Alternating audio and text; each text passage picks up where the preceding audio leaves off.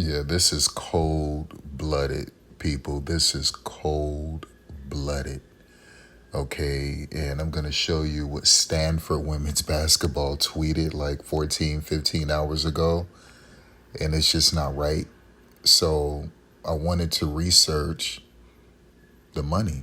I wanted to follow the money. I wanted to see how much will the NCAA make, how much will they divvy out to these universities, and just to show you that everyone is getting something but the women. But it goes deeper than that, because the women, even though they're not getting anything, the women's side really isn't getting much of anything at all. So let's read this. The men's D1 tournament is literally a $1 billion business. Turner and CBS currently pay the NCAA about $770 million per year for rights to the men's tournament. That average will jump to $1.1 billion annually starting in 2025, thanks to an extension signed in 2016. Wow. While it doesn't generate anything close to the men's tournament, the women's tournament does bring in revenue, mainly through its own TV rights. The NCAA has a 14-year, $500 million deal with ESPN that covers a wide-ranging series of championships, including the Men's Basketball National Invitational Tournament, the College World Series, and the Women's Basketball Tournament.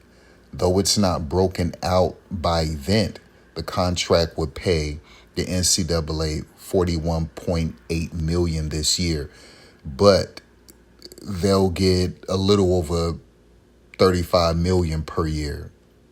Okay, so it's a 14-year deal, $500 million. This year they got to pay $41.8, but after that it's over $35 million per year. So, but here's some of the egregious stuff about it right here. So check this out: tournament payouts. If number one seed Gonzaga wins the men's NCAA tournament, they'll bank more than $10 million for the West Coast Conference. So Gonzaga would bring in $10 million if they win the NCAA tournament. That's because each game played in men's March Madness earns a unit for the participating team's conference, and each unit carries a monetary value.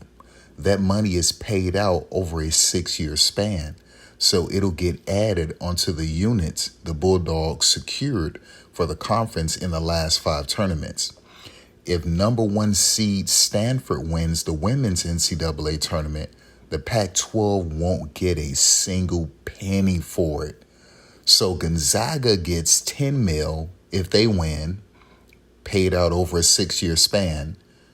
But Stanford, if they win, they don't get a dime, right? The Pac-12 won't get a single penny for it. Unlike the men's version, there's no compensation for participation from the NCAA for either Stanford or its athletic conference. Women's March Madness appearances aren't factored into the NCAA's annual distributions the way participation in the men's tournament is. That is cold-blooded, people. Do you see what both men and women who make these decisions in the NCAA, there are both men and women who make these decisions, how they just disregard women, dismissive of women, passive. Both men and women, people.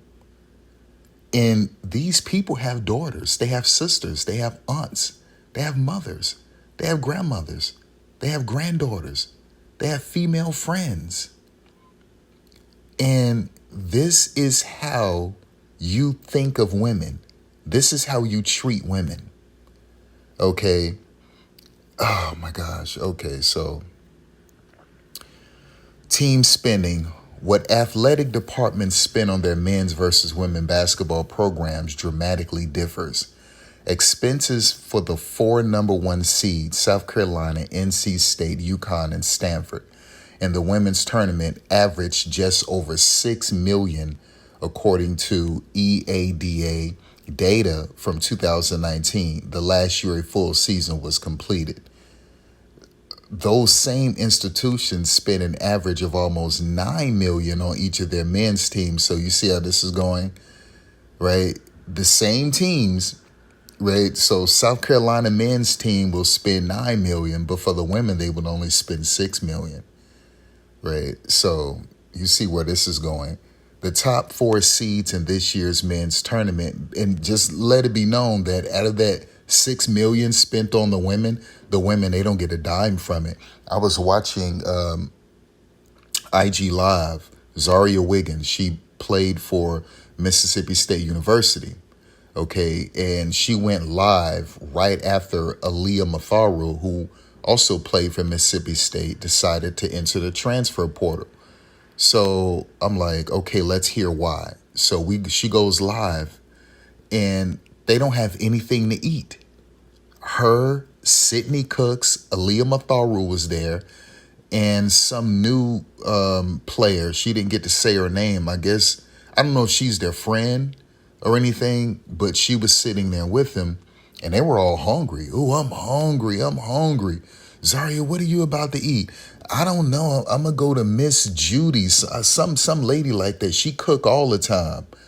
And so they were so hungry that they just started eating Ritz crackers. Okay. And Zaria saying, I'm going to go over to Miss Judy's. I guess she's an assistant coach. I don't know. I don't even know if that was her name, Judy. I thought she said Judy. I'm not sure, but it could have been. But she said she's always cooking. So I'm like, wow. Like, you would have thought that they would have went to Subway, ordered a pizza, DoorDash, whatever, Chinese food, whatever. They literally start eating Ritz crackers, and people in the chat was saying, man, them crackers must be slapping, like banging. Y'all killing those crackers. They was like, yeah, these crackers are good. And I'm just like, oh, that is so sad. So like seeing this right here, okay, listen, like team spending, you're spending 6 million on these teams, and the players, they don't get a dime of it. A dime, people. And this is why they go on IG Live eating Ritz crackers. People. Like, and I gotta be honest, all the money that Paige is about to bring in. Okay, so do you know that the Caitlin Clark Paige Bueckers game was the most viewed Sweet 16 game, the second most viewed Sweet 16 game in NCAA women's tournament history? 1.9 million people watched. It was either 1.6 or 1.9 million people watched that game. Okay, then Baylor in UConn. Okay, once again, selling Paige Bueckers, selling Nalissa and Didi. That game was the most viewed matchup, Elite Eight matchup for women's collegiate basketball in a very long time. It had 1.4 to 1.6 million viewers. Okay, so do you know how much ABC or ESPN made off of that from selling those ad spots? Okay, because listen, although it's not the Super Bowl, for a 30-second ad spot for a Super Bowl, I mean, that's millions of dollars. Okay, now when you get into the Elite Eight, a game like that, like Caitlin versus Paige or Baylor versus UConn, okay, Iowa versus UConn, something like that, because the two people sold it, Caitlin and Paige sold it. Okay, right, period. UConn and Iowa didn't sell it. It was Paige and Caitlin who sold that. Well, a 7-second ad spot, a 10-second, 15-second one. Oh my gosh, they made so much money off of that. They charged a lot for that. Okay, and the same with the Baylor game. It's the same with the Baylor game, right? I believe that they could still charge a pretty good price for these ad spots for the Arizona game, but Arizona, they don't have a star. Okay, now they got Ari, but Ari isn't Caitlin. Okay, she's not Caitlin, right? And Arizona said that they felt snubbed because they weren't in the Final Four package.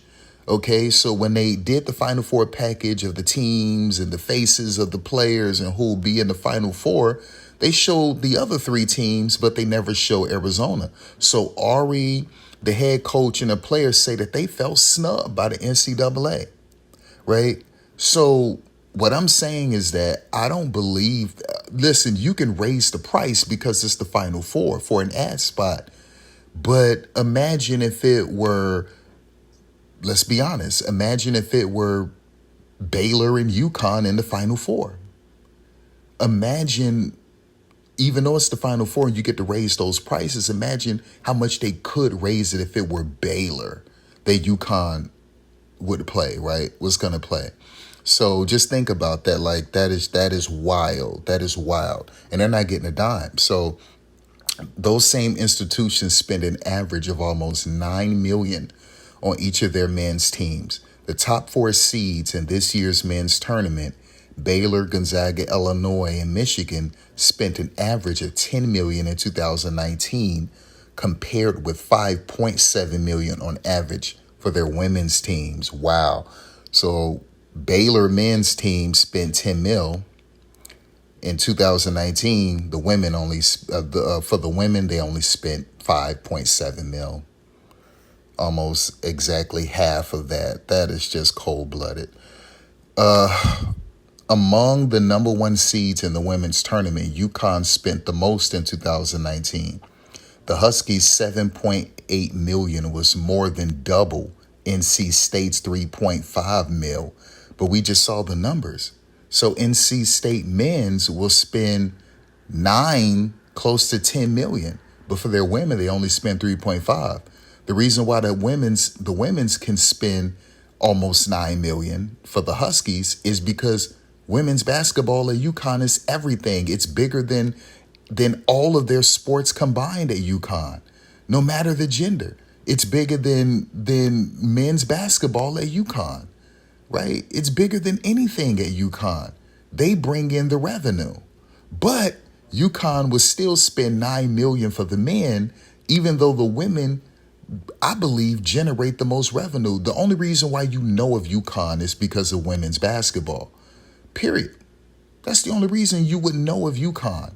And I know for some people who went to UConn or who are at UConn right now, I'm not disrespecting you at all.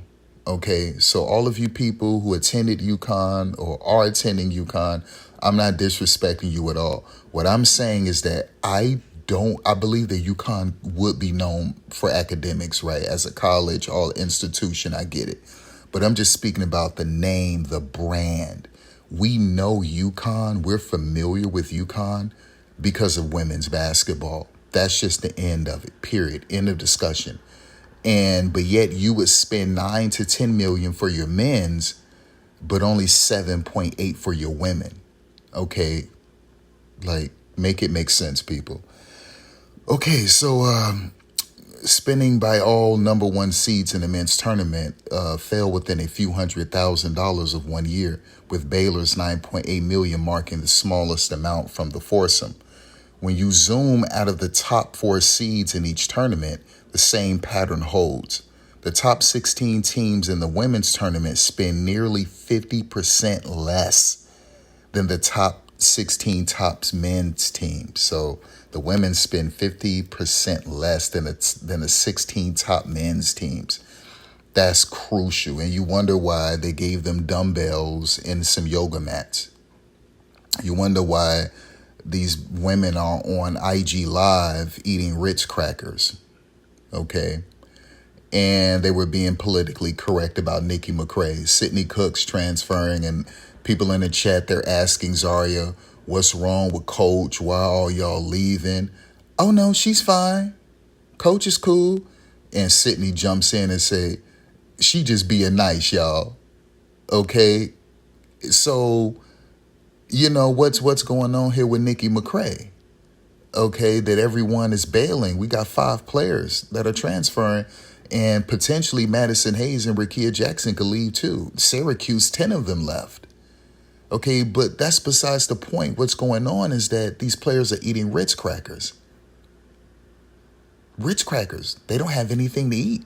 So they're eating Ritz crackers and are planning to go to, I guess, one of the assistant coaches' home or whatever, wherever she lives at, to eat food because she cooks every day, according to Zaria.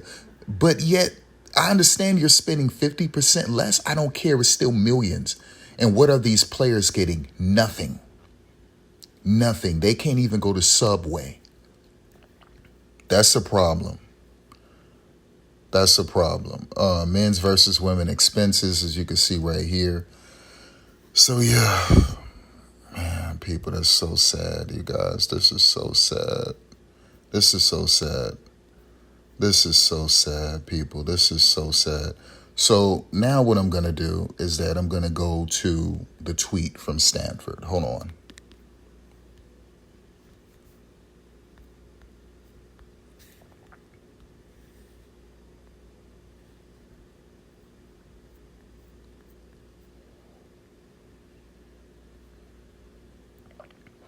Okay, and this is Stanford, and they tweeted this out at 2:37 p.m.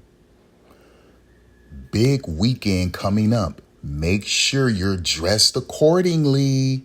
Hashtag Go Stanford. And then you see the Final Four gear, gostanford.com.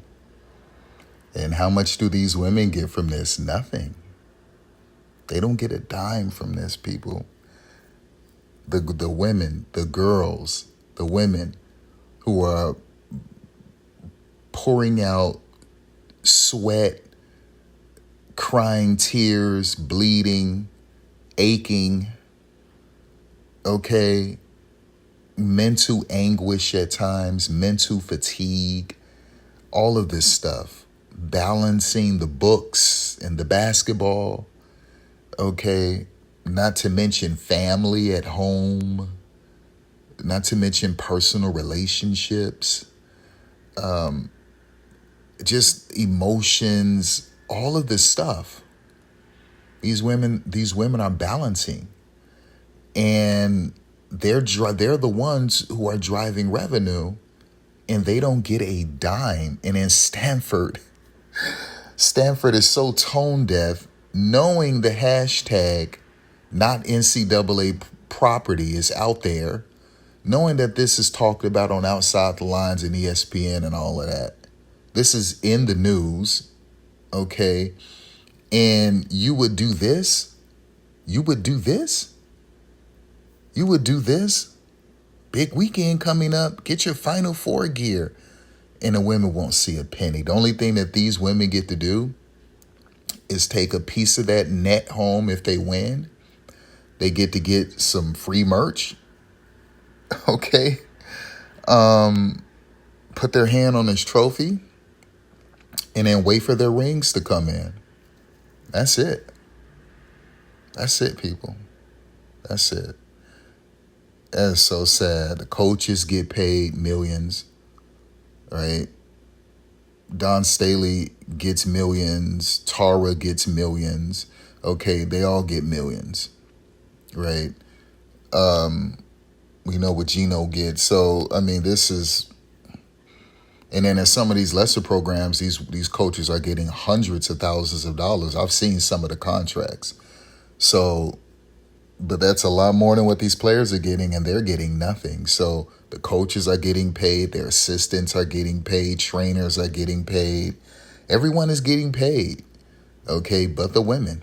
So just think about this. All of that money that Paige and Kristen and Olivia and all of them, all of Avina, all of the women on UConn is bringing to UConn, bringing to this tournament, bringing to ESPN and ABC. They don't get a single cent from it. And they're putting their faces out there. Okay, these women faces are out there. Okay, they're marketing them heavy, and they don't get a dime from it. And I'm looking at my comments from some of my videos. about Paige and UConn and whatever, Caitlin and Iowa and all of that. And so people are upset that I'm not 100% making videos praising Paige, right? So when you look in the comments, there are some comments where people are saying, why are you even making videos about a 19-year-old player? They're just teenagers. Well, tell Stanford that. Why are you making money off of these teenagers without giving them a dime? Why are you exploiting these teenagers? Okay, because this is absolutely brutal right here, people. Big weekend coming up. Make sure you're dressed accordingly. I don't get paid anything for any video I put up. My channel isn't monetized. My channel isn't monetized. I could turn on monetization, but I'm not. Because I don't do YouTube for money. I do YouTube for a passion, to get these stories out, to tell the truth. I care more about women's basketball than I do men's basketball. I don't like men's basketball, even the NBA. Okay? I don't like any men's sports at all, except for the NFL and like track and field and Olympic events. Whenever the Olympics come, I care about that. I can watch track and field regardless. And I only care about the NFL. I don't care about the NBA or any other men's sports, baseball, soccer, whatever. Men's college football. I just don't care. I haven't even watched any NBA basketball games or college basketball games this entire year, period. Nothing in the tournament, nothing. I don't care. It bores me out of my mind. Okay. So I couldn't care less.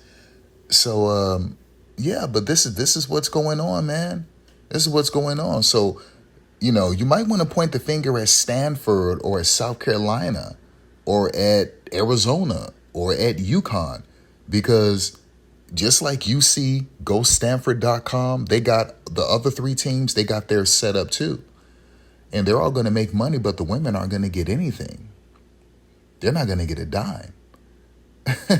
So you people are in the comments pointing a finger at me because I'm not worshiping Paige or praising Paige the way you do. Okay. And you say, yeah, but what you're saying is mean-spirited. No, it's not. I'm pointing out the fact that they're using Paige to sell their product. And Paige isn't going to get a dime from it. And so I root for the other teams because I noticed how they were hiding these other teams, like they just hid Arizona from the package.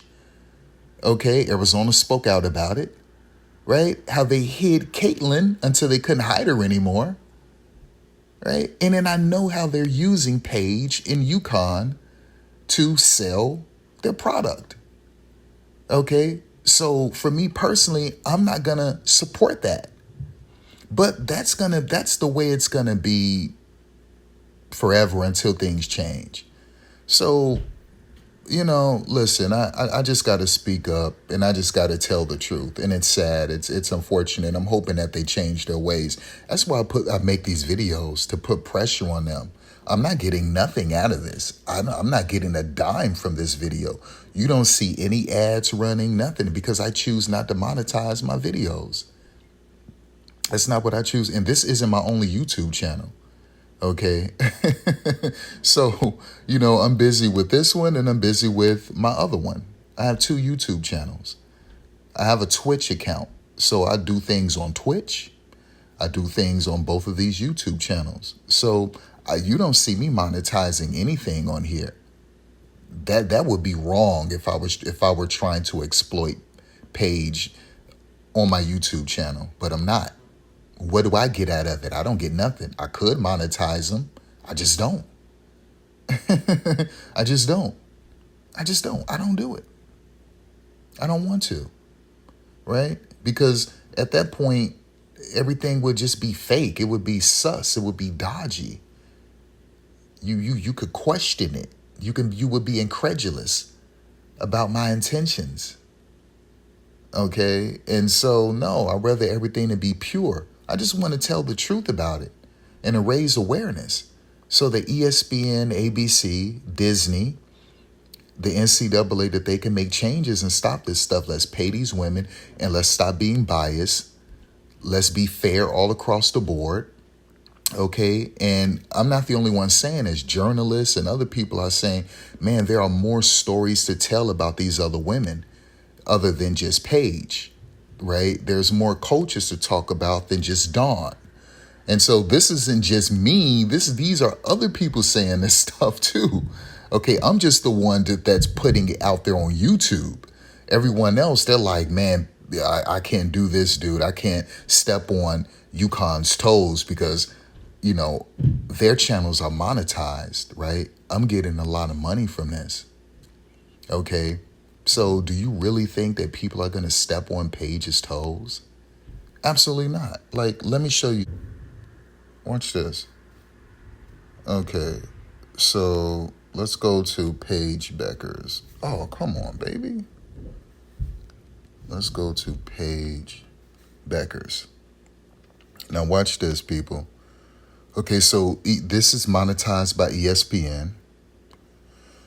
Okay, the NCAA, this is monetized by the NCAA. You'll find commercials, right? Yeah, you're going to find commercials here. She got 19,000 views in one day. You're going to find commercials here. Okay, an ad, right? You're going to find an ad. Paige isn't getting paid for that. Okay, 242,000 from Swish. Paige isn't getting a dime from that. Okay.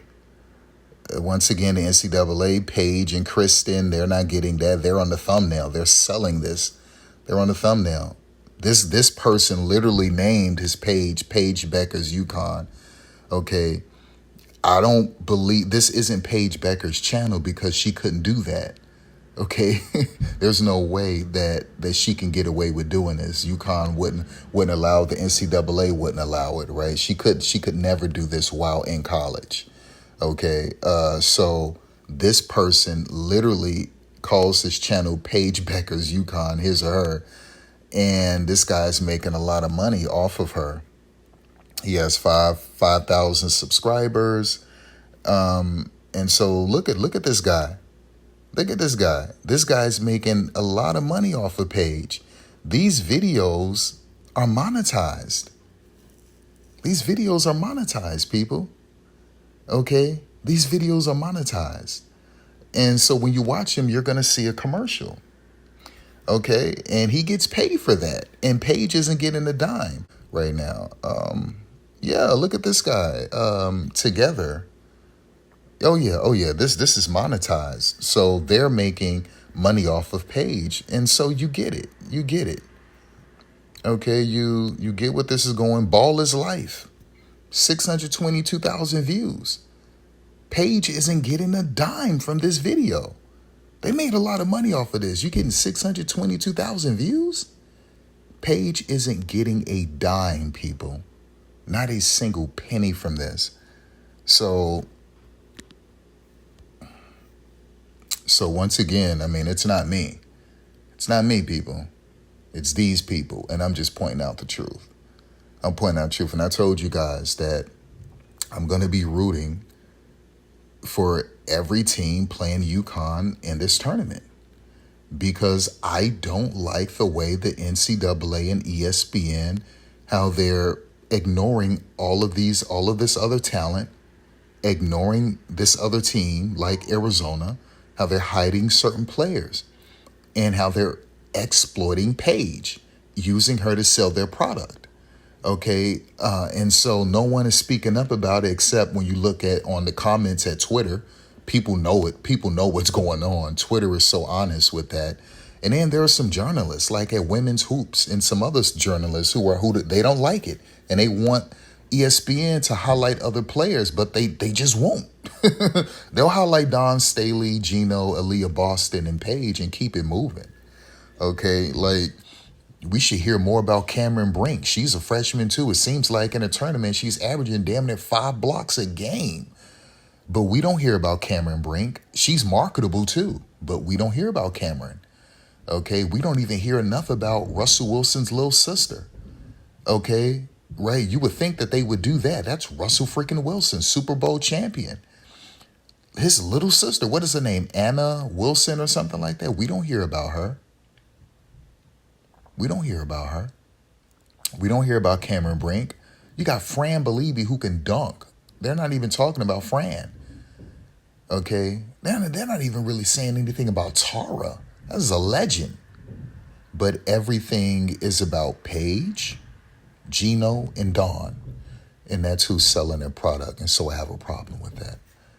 All right, that's it.